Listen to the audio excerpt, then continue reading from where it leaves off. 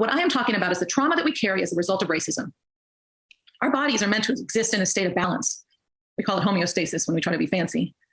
When that balance is thrown off, we compensate through a variety of biological processes to get us back to equilibrium. We have protective mechanisms built in to protect us from those threats. One of those is fight or flight, right? Fight or flight is meant to be a temporary way of getting through a dangerous situation. When this state is prolonged because the threats are all around us, all the time, all over, from potentially all directions, and that stress response, which is a tool designed for our survival, is now slowly wearing us out.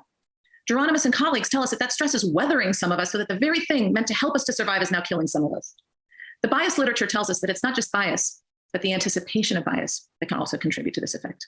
So how do we deliver respectful and anti-racist care?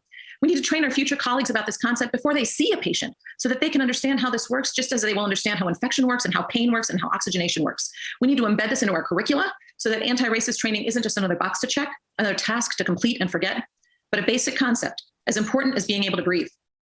We need to train our future colleagues so that they can understand the grave responsibility of the legacy of racism on the health of the public. And that includes the health of people who give birth. I want to acknowledge right now that not all people who give birth identify as women, but we are all people who need to be served by anti-racist and respectful care.